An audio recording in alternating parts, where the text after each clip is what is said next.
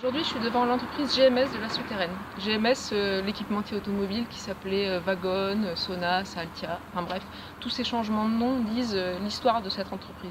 Rachetée à de multiples reprises par des actionnaires, parfois pour une bouchée de pain, pour empocher les bénéfices, ne pas faire d'investissement, ne pas embaucher, parfois même ne pas payer les fournisseurs, bref, laisser péricliter cette entreprise qui actuellement tourne au ralenti.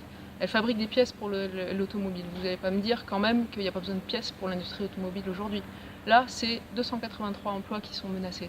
283 emplois sur 6000 habitants à la Souterraine. Vous vous rendez compte le poids que ça représente. Alors cette entreprise, voilà, on laisse faire des actionnaires qui profitent de la situation générée par la possibilité de faire du dumping pour vider l'activité économique sur ce territoire.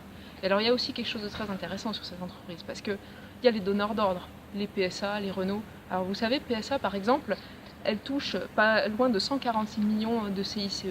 Renault, c'est de CICE 86 millions.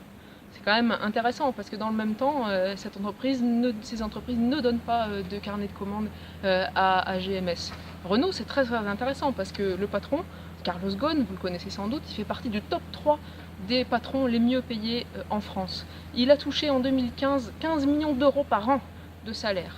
Donc vous vous rendez compte qu'il y a quand même un petit problème à laisser faire ces entreprises comme elles veulent, à ne leur imposer aucune contrepartie en échange des cadeaux fiscaux qu'on leur fait. Alors qu'est-ce qu'il faut faire ? Déjà la première chose, signer en masse la pétition pour soutenir les salariés de GMS. Et deuxième chose, faut se poser des questions en termes de projet politique pour l'an prochain. Moi j'ai regardé dans le programme de l'avenir en commun. Et dans l'avenir en commun, il y a 3 solutions. La première chose qu'il faut faire, c'est instaurer un protectionnisme solidaire pour empêcher le dumping, pour empêcher que les constructeurs aillent faire fabriquer leurs pièces en Chine ou en Inde comme c'est le cas actuellement. Deuxième chose qu'il faut faire, il faut mettre au pas la finance et mettre au pas la financiarisation de l'économie et empêcher les boîtes de pouvoir distribuer des dividendes sans investir.